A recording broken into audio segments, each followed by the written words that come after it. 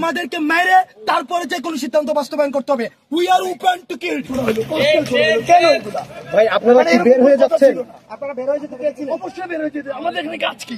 আমরা তো জানাজাই পড়তেছি, জানাজা পরে বের হয়ে যাবো। তাহলে এগুলা কেন? আপনারা কি হল ছেড়ে?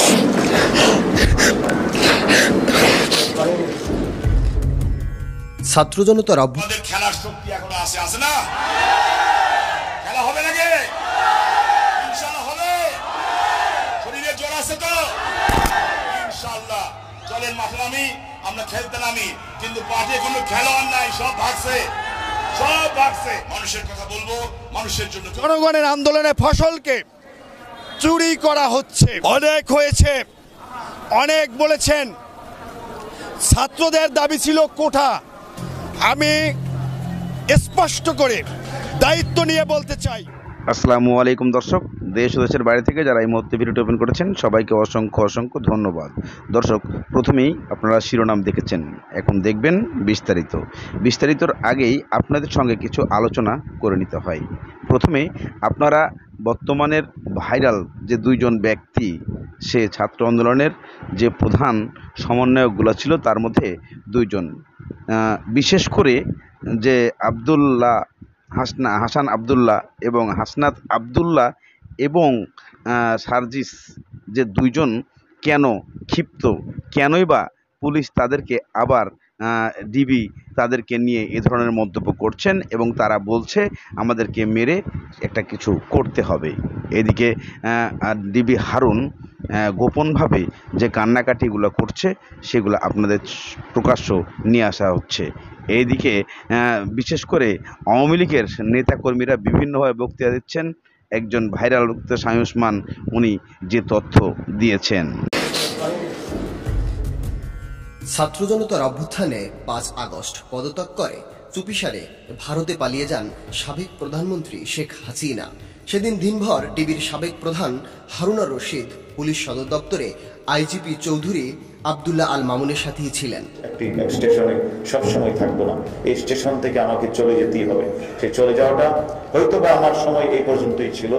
হাসিনার দেশ ত্যাগের পর হতাশ হারুন পুলিশ সদর দপ্তরে দেয়াল টপকে পালিয়ে যান। তারপর থেকে ডিবি হারুনের খোঁজ পাওয়া যাচ্ছে না। একটি সূত্র বলছে হারুন শাহজালাল বিমানবন্দর হয়ে পালানোর চেষ্টা করেছিলেন, কিন্তু তার আগে তাকে আটক করা হয়েছে।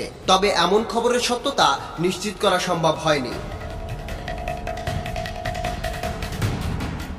৫ আগস্ট ডিবি হারুন সহ পুলিশের ঊর্ধ্বতন কয়েকজন কর্মকর্তা মাস্ক পরে পুলিশ সদর দপ্তরে দেয়াল টপকে নগর ভবনে প্রবেশ করেন। সেখান থেকে তারা সিভিল ড্রেসে পালিয়ে যান। তারপর কোথায় গেছে তা আর জানা যায়নি।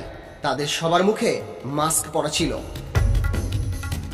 হাসিনা সরকারের পতনের পর থেকে ডিএমপির বিভিন্ন থানায় পুলিশ সদস্যদের বিরুদ্ধে ১৩৪টি মামলা দায়ের করা হয়েছে। এসব মামলার মধ্যে ডিবি হারুনের বিরুদ্ধে ৩৮টি হত্যা মামলা হয়েছে।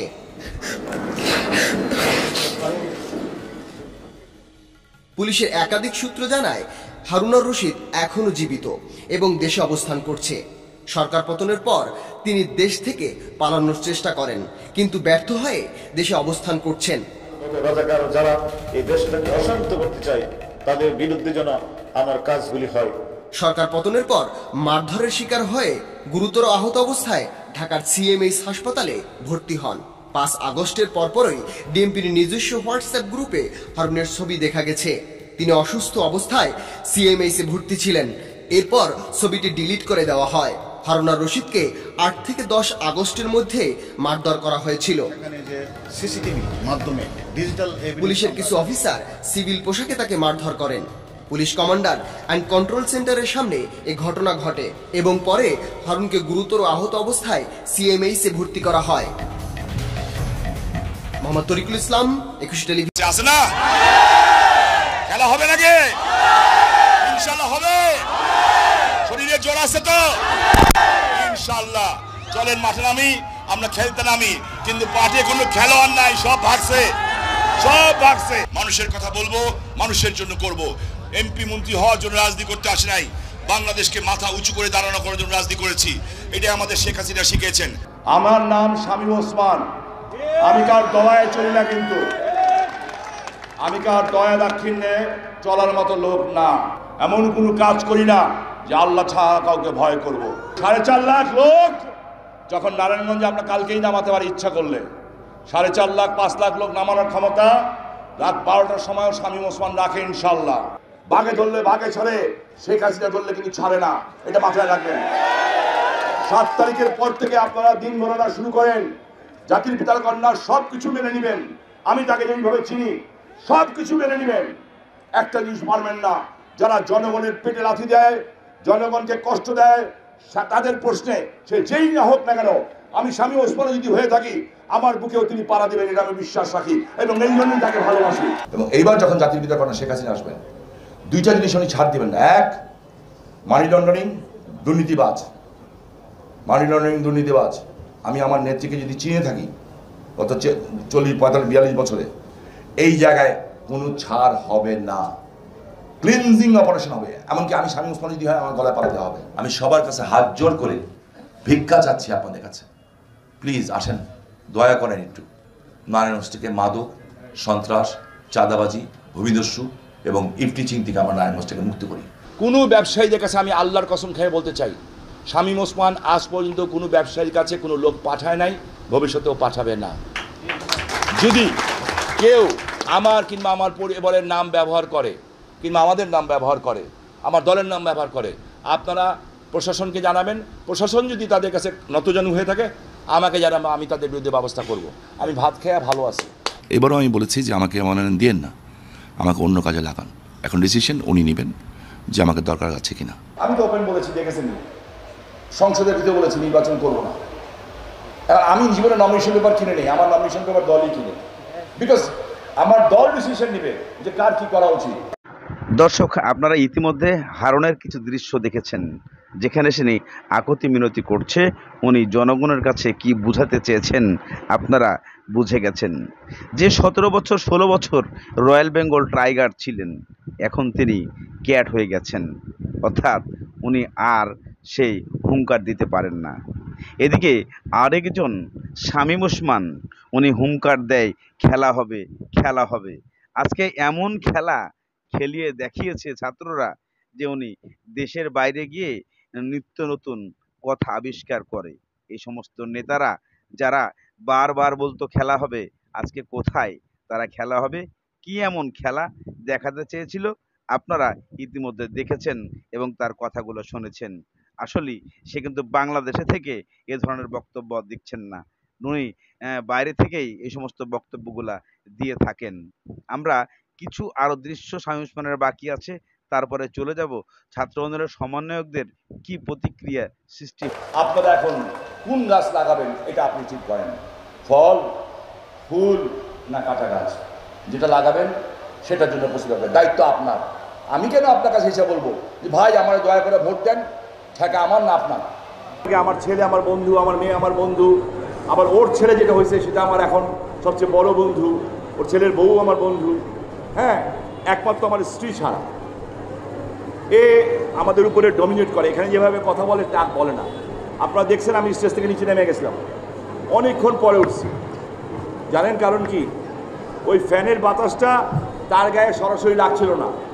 আমারে বলে, ওই বেটা পিছন দিকে চাইবা বস, ফ্যানের বাতাস আমার গায়ে লাগে না। বলেন, আমার কলেজ, আমার মাটি, আমার তোলাম কলেজ, তুমি হইলা মহিলা কলেজের একটা মেয়ে, আমরা তোমার দয়া করে বিয়ে করছি, তুমি আমার কলেজে এসে তুমি আমার ধমক দাও। কি করব? বিয়ের পরে এই অবস্থাই হয় সবার, কেউ কয় কেউ কয় না। সূরা আর রহমান 60 নম্বর আয়াতে লেখা আছে খুব পরিষ্কারভাবে যে ভালো কাজের বিনিময়ে ভালো ছাড়া আর কি হতে পারে। এবং 60 নম্বর আয়াতে লেখা আছে যে ভালো কাজের বিনিময়ে ভালো ছাড়া কি হতে পারে। এটা যে শুধু ইসলাম ধর্মে আছে তা না, কিন্তু সব ধর্মেই আছে। আমি একটা মানুষ, ফেরেশতা শয়তানের ভুল হয় না। মানুষ হিসাবে আমার ভুল হতেই পারে, রাজনীতি করি, অনেক সময় অনেক কথা বলতে হয়, হয়তো যারা অপোজিশনে তারা কষ্ট পান। আমি তাদের সকলের কাছে ক্ষমা চাচ্ছি হাত জোর করে, এবং যারা মুসলিয়ান আছেন তাদের কাছে হাত জোর করে ক্ষমা চাচ্ছি। ভুল ত্রুটি হতেই পারে এবং হওয়াটাই স্বাভাবিক, হয়েছে। আমি জনগণের আন্দোলনের ফসলকে চুরি করা হচ্ছে। অনেক হয়েছে, অনেক বলেছেন। ছাত্রদের দাবি ছিল কোঠা। আমি স্পষ্ট করে দায়িত্ব নিয়ে বলতে চাই, বিগত 1.5 যুগে যতগুলো গণতান্ত্রিক আন্দোলন হয়েছে প্রত্যেকটি আন্দোলনে ছিলাম, প্রত্যেকটি আন্দোলনে ভূমিকা রেখেছি। যেই কারণে আমার আজ 6 বছর সাজা হয়েছে, 37টির মতো মামলা রয়েছে। সুতরাং এই আন্দোলনে আমার সক্রিয় অংশগ্রহণ ছিল। আমি রাজপথে দেখেছি শরীরাকড়া যাত্রাবাড়ি সাইনবোর্ডে আমার দায়িত্ব ছিল। আমি দেখেছি ছাত্র দলের অংশগ্রহণ, আমি দেখেছি বিএনপির অঙ্গ সংগঠনের অংশগ্রহণ। এই শরীরাকড়া যাত্রাবাড়িতে 5% ছাত্র ছিল না। আজকে দুঃখজনক হলেও সত্য, আজকের এই বিএনপি সহ বিরোধী দলগুলোর আন্দোলন জনগণের আন্দোলনকে, জনগণের আন্দোলনের ফসলকে চুরি করা হচ্ছে। 71-এর স্বাধীনতা যুদ্ধের ন্যায় 71-এর স্বাধীনতা যুদ্ধে যেমন জিয়াউর রহমান স্বাধীনতার ঘোষণা করে রণাঙ্গনে যুদ্ধ করেছিলেন এবং সিপাহী জনতারা যুদ্ধ করে বাংলাদেশকে স্বাধীন করেছিলেন, সেই স্বাধীনতা যুদ্ধের ক্রেডিট নিয়েছিল বাকশাল নেতা শেখ মুজিব, যিনি পাকিস্তান কারাগারে ছিলেন। আজও তেমনটি হচ্ছে। আমরা বলতে চাচ্ছি না, কারণ আমাদের আকাঙ্ক্ষা ছিল হাসিনার পদত্যাগ। হাসিনার পতন হয়েছে, বিজয়ের একটি ধাপ শেষ হয়েছে, বিজয়ের চূড়ান্ত ধাপ শেষ হয়নি। আমরা সকল মহলকে হুঁশিয়ারি উচ্চারণ করে বলতে চাই, সাবধান হয়ে যান। যদি আন্দোলনের ফসল বিক্রি করা হয়, চুরি করা হয়, একটি মহলকে দেওয়া হয়, একটি অংশকে দেওয়া হয়, তাহলে তার পরিণতি ভালো হবে না। বাংলাদেশের সকল রাজনৈতিক দল, সকল অংশীজনকে নিয়ে প্রধান উপদেষ্টাকে অনুরোধ করব, আপনি আলোচনায় বসেন, আপনি আলোচনা করেন, গণ আকাঙ্ক্ষা কি সেটা খুঁজে বের করেন। জনগণ কি উদার গণতান্ত্রিক শাসন ব্যবস্থা চায়, না আবারও কোনো স্বৈরা শাসনের পুনরাবৃত্তি চায়? যদি চায় তাহলে আপনি থাকেন, আপনি নির্বাচনের নামে কাল বিলম্ব করবেন না। আপনার জনগণের আকাঙ্ক্ষা হচ্ছে একটি অবাধ সুষ্ঠু নির্বাচন। সেই নির্বাচনের জন্য যদি আপনার সংস্কারের সময় লাগে, সেই যৌক্তিক সময় বিএনপি দিবে। আপনার যদি নির্বাচন কমিশন গঠন করতে আপনার যদি সময় লাগে, বিএনপি দিবে। কিন্তু আজকের এই সমন্বয়করা, এই ছেলেরা যারা একটা গুলিবিদ্ধ পর্যন্ত হয়নি, তারা যদি আজকে প্রশাসনে তাদের লোক বসায়, বিভিন্ন গ্রুপ অফ ইন্ডাস্ট্রির কাছ থেকে চাঁদা নিয়ে আসে কোটি কোটি টাকা, তারা যদি আজকের ত্রাণের নামে লুটপাট করে, তারা যদি আজকের মন্ত্রিসভা সহ শুরু করে সকল প্রশাসনিক দপ্তরে ভাগ বসায়, তাহলে সেটা বাংলাদেশের মানুষ মেনে নেবে না। আস্তে আস্তে করে এই ছাত্রলীগের প্রেতাত্মাদের আসল চরিত্র বের হয়ে যাচ্ছে। আমাদেরকে মেরে তারপরে যে কোনো সিদ্ধান্ত বাস্তবায়ন করতে হবে। We are open to kill.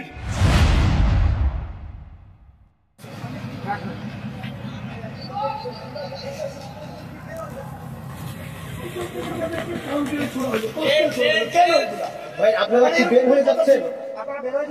অবশ্যই বের হয়ে যেতে। আমাদের এখানে কাজ কি? আমরা তো জানাজাই পড়তেছি, জানাজা পরে বের হয়ে যাবো, তাহলে এগুলো কেন? আপনারা কি হল ছেড়ে দিবেন? ভাই হল কেন ছেড়ে দিবে? আমরা হল কেন ছাড়বো? হল ছাড়বো, পুলিশ কি আমাদেরকে হল ছাড়বো? আমাদের একটু বলবেন একটু হল। এটা পুলিশকে জিজ্ঞাসা করে। আমরা তো জানাজা শেষ করে এখান থেকে বের হয়ে যাচ্ছিলাম, তারা কেন আমাদেরকে পিছন থেকে এটা করলো? তারা পিছন থেকে সাউন্ড গ্রেনেড ছুড়েছে, ককটেল ছুড়েছে। আমরা জানাজা শেষ করে নিয়েছি, আমরা বের হয়ে যাচ্ছিলাম। আমাদেরকে কি আসছে? আমাদেরকে গ্রেনেড মারছে। আমরা কি করছি? আমরা কি করছি বলেন আমাদেরকে।